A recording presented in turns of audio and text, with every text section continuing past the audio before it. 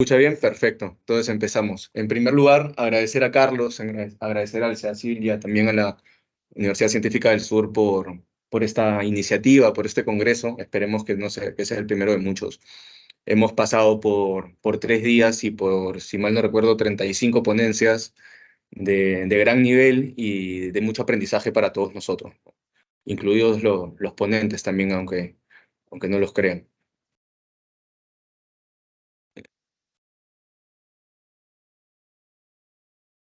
Vamos a hablar un poco de las perspectivas legales acerca de las pólizas de caución y las cartas fianzas, pero centrándonos en una problemática actual.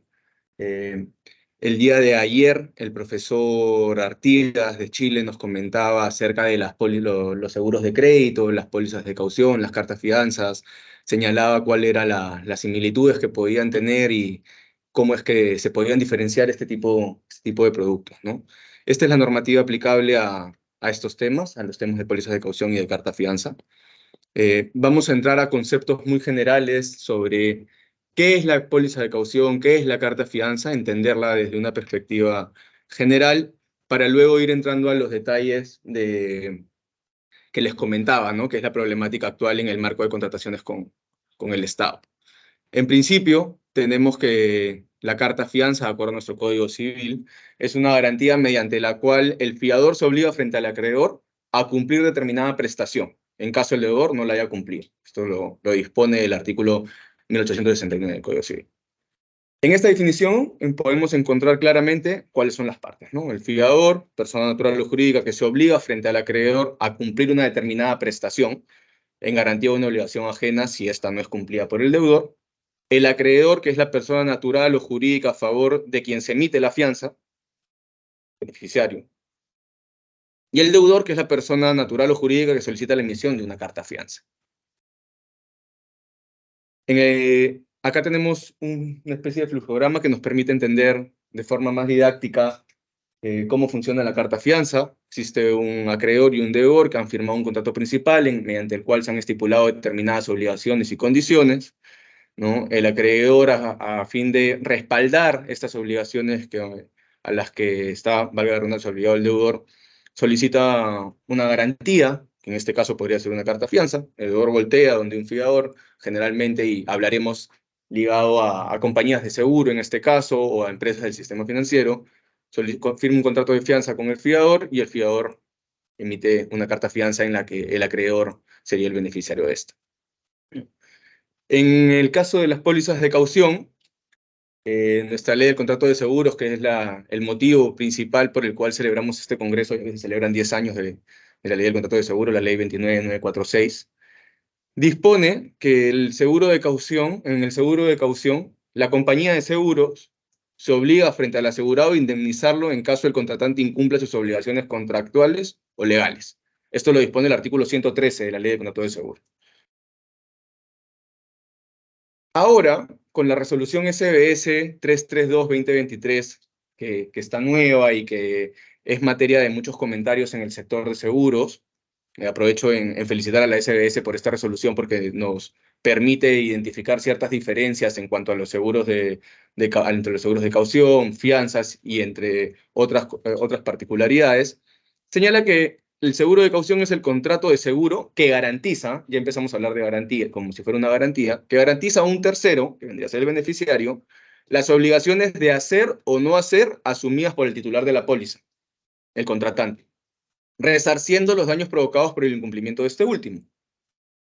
Previo a la emisión de la póliza de caución, se debe requerir, es decir, la compañía de seguros debe requerir documentos de sustento que acredite la naturaleza de la obligación garantizada. Es decir, debe haber algún contrato. Con estas definiciones, tenemos también claramente cuáles vendrían a ser las partes del seguro de caución, ¿no?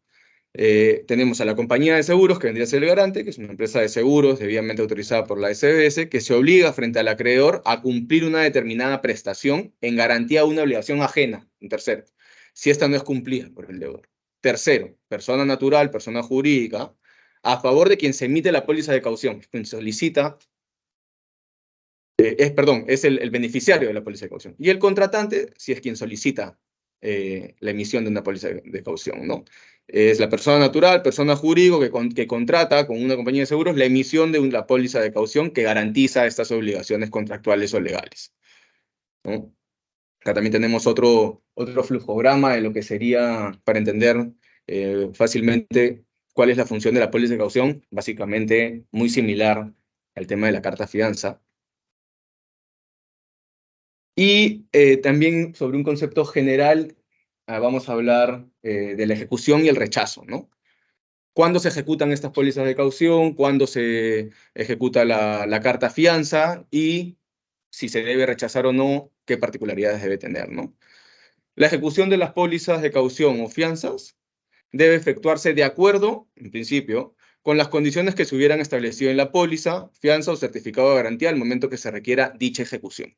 Y en cuanto al rechazo, de manera general, el rechazo debe ser comunicado por escrito al asegurado, beneficiario o acreedor, según corresponda, adjuntando la documentación de sustento pertinente. Esta parte es importante para el siguiente tema que abordaremos.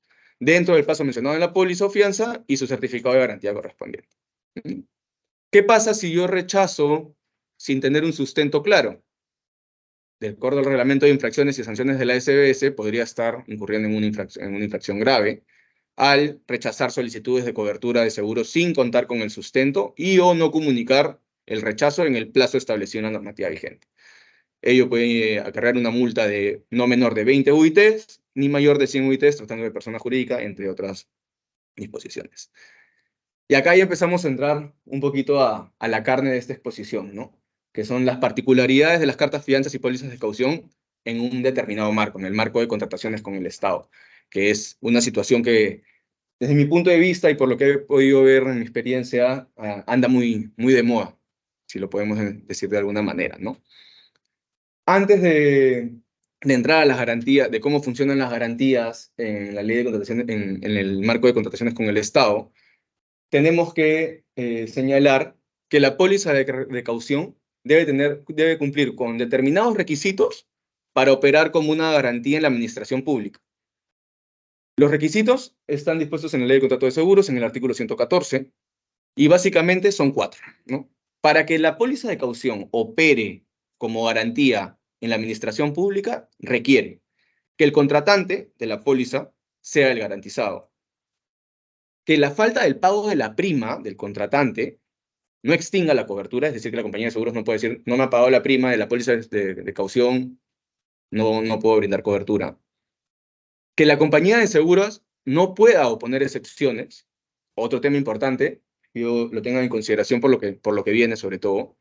Y el cuarto punto es que la vigencia se mantiene hasta que la administración pública autorice su cancelación, ¿no? Las pólizas de caución, acá también quiero hacer un comentario adicional, obviamente pueden ser también ofrecidas y emitidas por compañías de seguro, las cartas fianzas también, pero necesitan de una aprobación de la SBS para que las compañías de seguro puedan emitir cartas fianzas como ofrecer cartas fianzas, ¿no?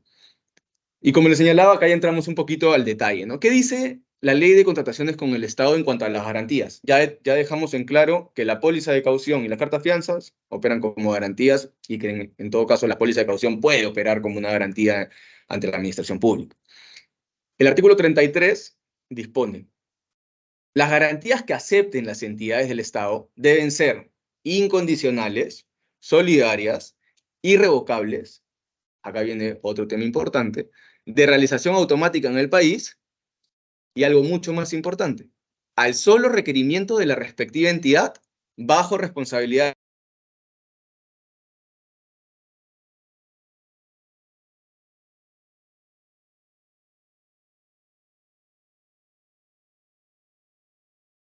¿No? Y dice, en virtud de la realización automática, lo que señalábamos anteriormente, a primera solicitud, vuelve a recalcarlo, las empresas emisoras no pueden oponer exclusión alguna. Ya lo decía, ya lo habíamos mencionado anteriormente, la ley de contrataciones con el Estado lo vuelve a señalar. No pueden oponer exclusión alguna a la ejecución de las garantías, debiendo limitarse a honrarlas de inmediato dentro del plazo máximo de 3 días hábiles.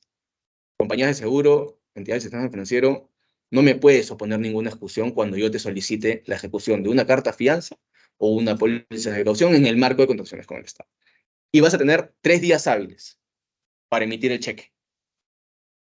Acá empieza la problemática actual, ¿no? Donde Todo el mundo comienza a voltear, tengo 3 días para ejecutar, las compañías de seguro están preocupadas, tienen que cumplir obviamente de acuerdo a ley, pero quien más preocupado podría estar es el contratista, el proveedor, el promotor, ¿no? Por ejemplo, el promotor en el caso de operaciones con el Fondo Mi Vivienda, ¿no? ¿Qué pasa? Como bien sabemos, el Estado suele solicitar garantías, por ejemplo, en el caso del Fondo Mi Vivienda, ¿no? El Estado entrega fondos, entrega adelantos a los contratistas, a los promotores, pero en respaldo de esos fondos que proveen, les piden a los contratistas, a los promotores o promotores que entreguen cartas de fianzas o pólizas de caución en respaldo de sus obligaciones, ¿no? Esta carta fianza, estas garantías son otorgadas a favor del Estado y lo que está ocurriendo son dos situaciones, ¿no? Una situación en la que las entidades del Estado, sin ninguna, ¿cómo podemos decirlo de manera educada, ¿no?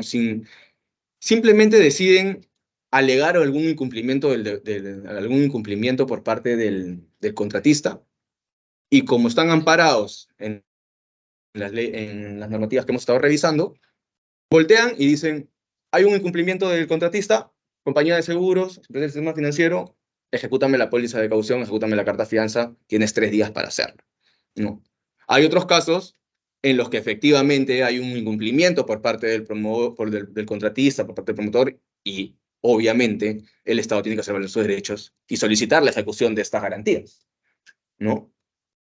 Pero acá ya empieza el problema. ¿Qué sucede? Que los contratistas, los promotores, los proveedores del Estado, para poder presentar estas pólizas de caución, estas cartas fianzas como garantía, han tenido que constituir contragarantías, sí o sí. Tema importante que tocaremos en breves momentos, ¿no? Entonces, ellos, al saber que se van a ejecutar estas garantías, voltean a la compañía de seguros o a la empresa del sistema financiero y le dicen, no las ejecutes porque el supuesto incumplimiento al que alega la entidad del Estado estaría en litigio. Yo me pregunto, y les pregunto a ustedes también, tanto a los que están en la virtual y a los que están acá, ¿el hecho de que se encuentre en litigio sería suficiente para que quien ha emitido esta póliza de caución, esta garantía, esta carta fianza, pueda rechazarlo? Si quieren me adelanto, si es que no tienen una respuesta, pero desde mi punto de vista no. No es un sustento, no es un motivo suficiente el que se encuentra en el litigio para que rechacen la ejecución de estas garantías. Y como no es un motivo suficiente, los contratistas, quienes firman contratos con el Estado, quienes tienen relación con el Estado, ¿qué han encontrado? Han encontrado una figura también muy de moda, que es las medidas cautelares de no innovar, ¿no? Solicitan medidas cautelares de no innovar a centros de arbitraje, que son emitidas por árbitros de emergencia, una figura muy controversial en la actualidad, árbitros de emergencia, o el Poder Judicial, ¿no? Cuando la medida cautelar es otorgada por el Poder Judicial, básicamente no tenemos muchos comentarios que hacer, es el Poder Judicial, hay que confiar en la justicia del país, ¿no? Pero cuando están siendo emitidas por árbitros de emergencia, sí saltan las alertas, ¿no? ¿Qué es esta figura de árbitros de emergencia, medidas cautelares de no innovar, ¿no? ¿En qué consiste esta figura? Consiste en la medida cautelar es la conservación de una situación de hecho o derecho. Busca proteger las circunstancias fácticas y jurídicas que existían al momento inicial de la litispendencia.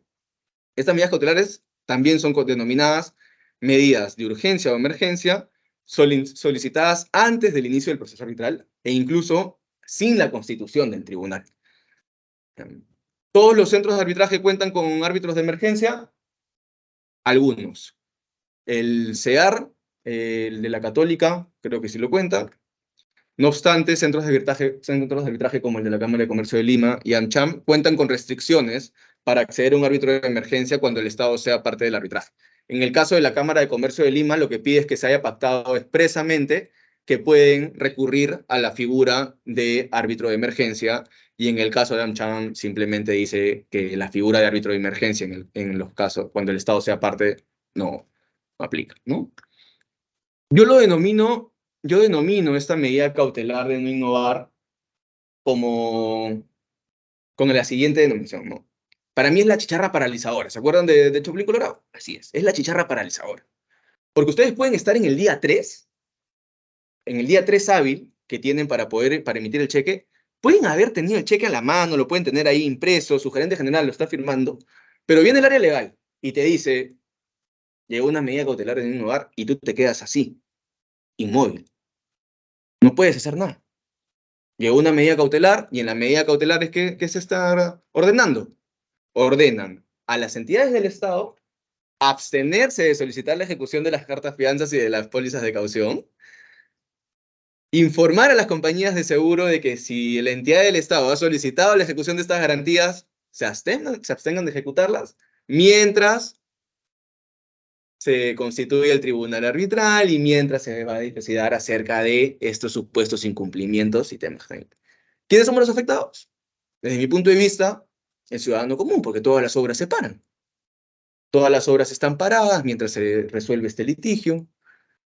En los casos en los que efectivamente hubo un incumplimiento, ¿quién es el afectado? Obviamente el Estado, porque no puede hacer efectivo, no puede haber honrado estas garantías que han sido otorgadas.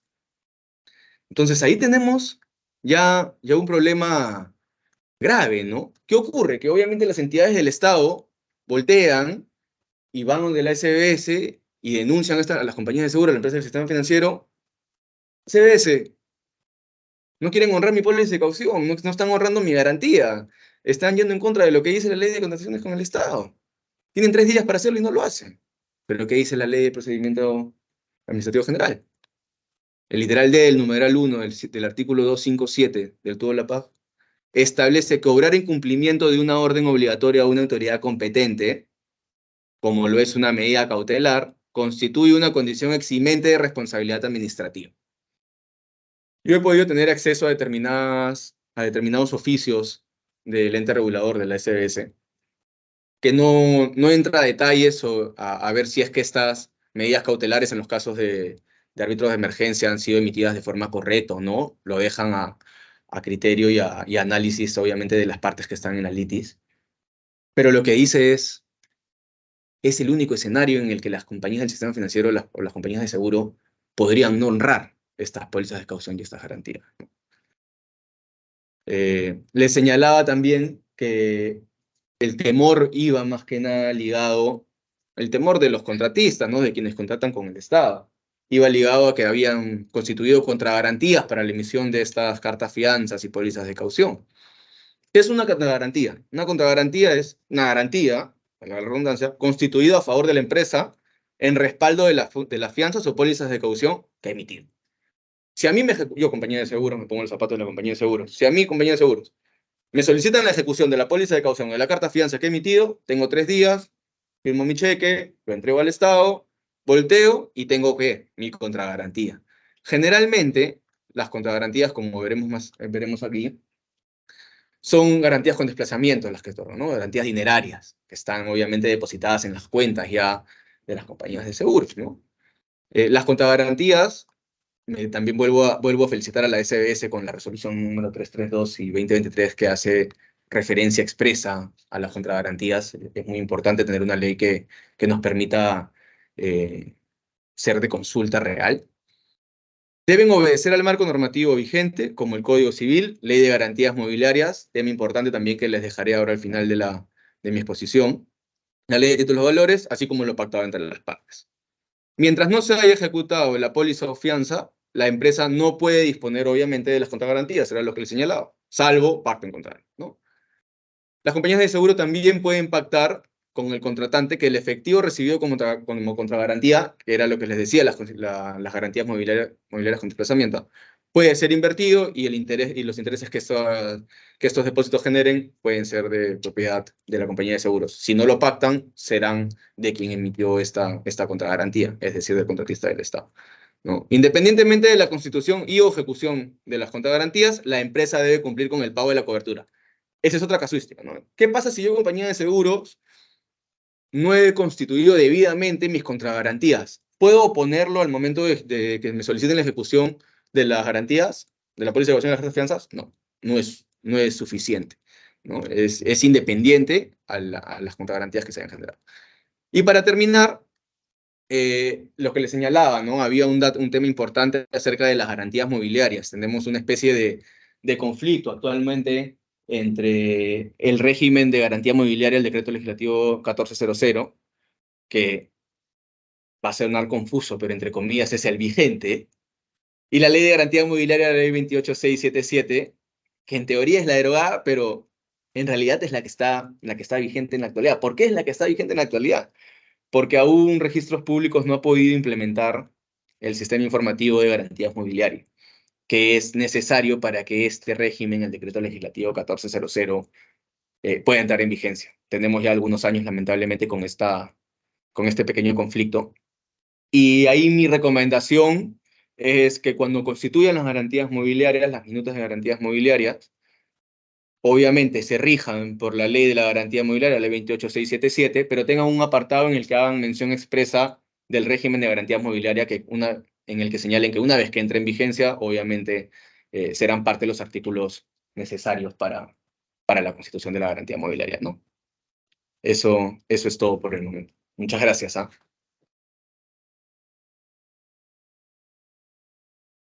Excelente, señor Garzón. Muy bien, abrimos ahora preguntas para el ponente. Nuestros compañeros en virtual desean plantear una pregunta.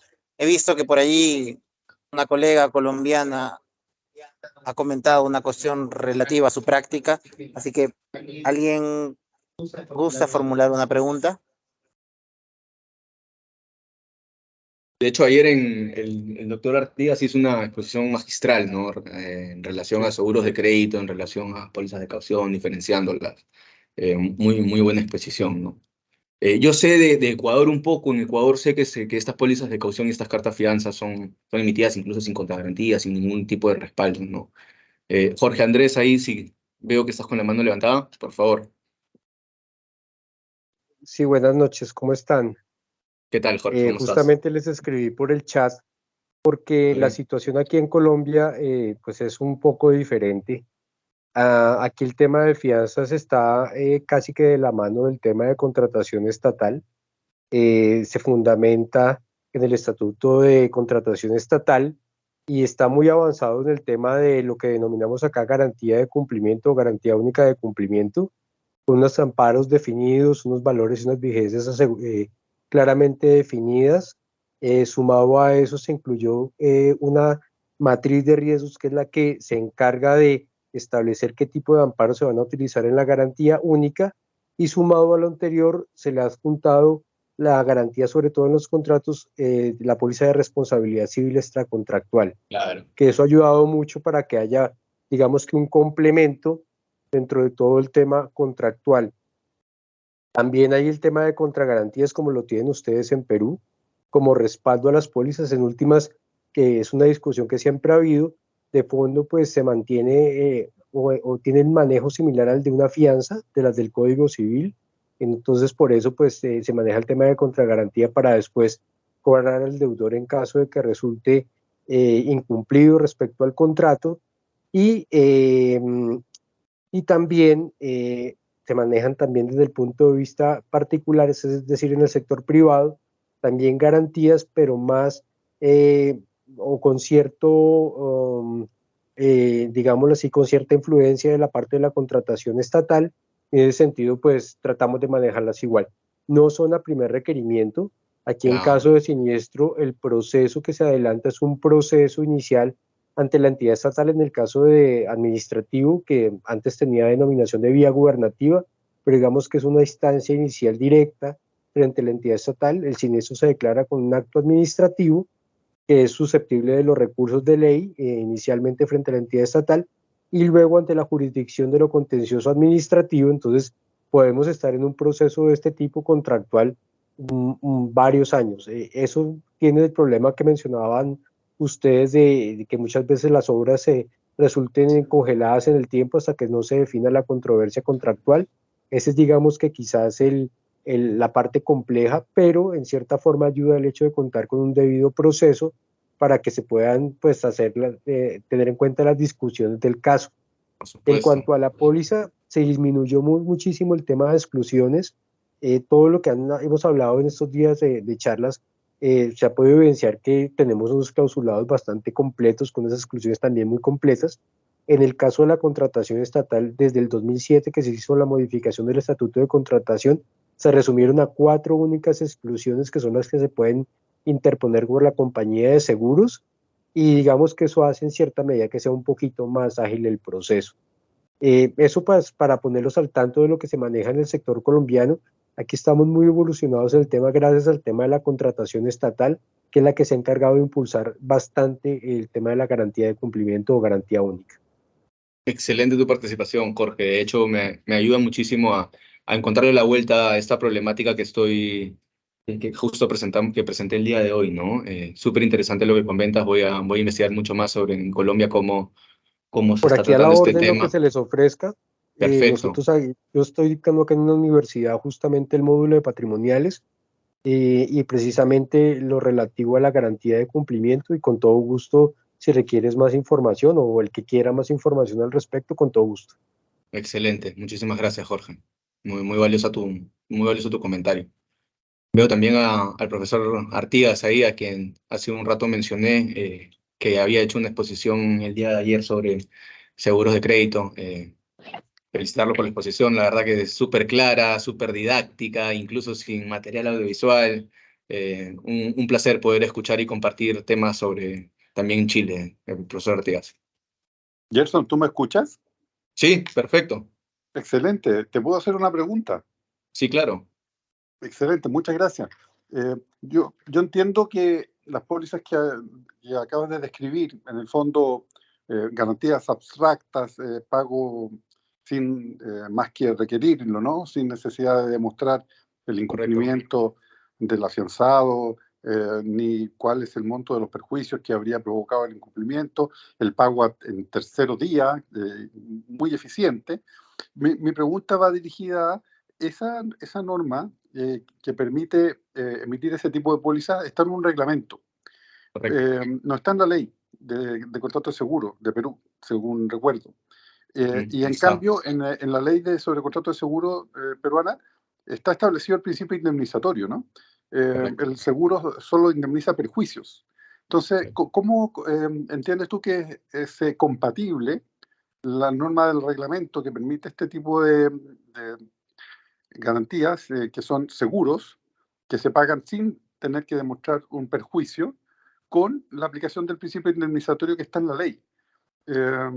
¿Cómo se armoniza eso? Esa es una duda que tuve yo, de hecho, cuando hice mi ponencia ayer. Doctor Artigas, mire, le podría responder con que habría un conflicto también, porque también tenemos la ley de contrataciones con el Estado, que dispone que las garantías se tengan que honrar sin beneficio de exclusión, ¿no? Entonces ahí podríamos determinar o hablar largamente sobre este conflicto que existe entre esta normativa, ¿no? Porque voy a ver de tratar de presentar esta parte de mi exposición para ver lo que señalaba justamente, ¿no? Acá que dice, la ley de contrataciones con el Estado, no sé si me confirma si ve ahí mi pantalla, lo que dice es que las empresas que hayan emitido garantías o las garantías que acepten las entidades del Estado no pueden oponer una exclusión alguna, ¿no? A la ejecución de las garantías, debiendo limitarse únicamente a honrarlas. Entonces, si bien es cierto, como usted señala, la ley del contrato de seguros tiene un principio indemnizatorio y todo lo que usted ha señalado, también tenemos por otro lado otra ley de contrataciones con el Estado en la que dispone esta exclusión, ¿no? De que no se puede oponer exclusión alguna. Por eso es que en algunos casos estamos teniendo este tipo de situaciones. Espero haber respondido a su pregunta, pero yo también me lo he preguntado porque también veo temas de seguro puro y duro y y la explicación que le he encontrado es este artículo de garantías de la Ley de Contrataciones con el Estado, ¿no? Excelente, muchas gracias. De nada. No sé si alguien tiene una pregunta adicional.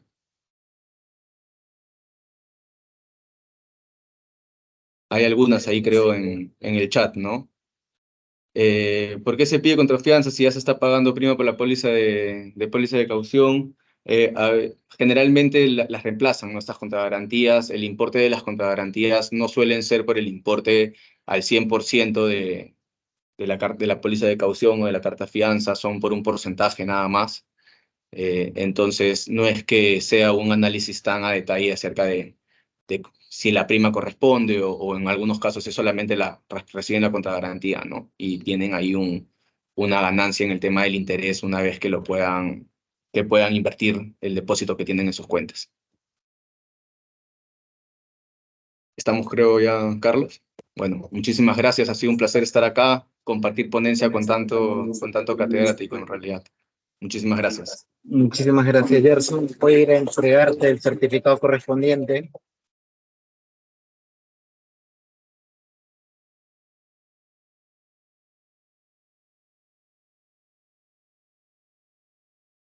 Muy bien. Entonces, agradecerte, estimado Gerson, por tu participación. Ha sido bastante claro y, evidentemente, por lo limitado del tiempo, sé que has omitido y guardado en el tintero varios aspectos importantes, sobre todo de cara a tu experiencia práctica, porque yo siempre les he dicho a los alumnos, porque tenemos en virtual a diversos colegas que ya tienen años en el mundo asegurador, pero, insisto, nuestro interés es captar a los jóvenes talentos que son ustedes. Y siempre les he indicado en las clases que el conocimiento de la ley es algo necesario para cualquier abogado, igualmente un adecuado soporte doctrinal, pero el enfoque práctico es algo que les va a permitir ser abogados completos.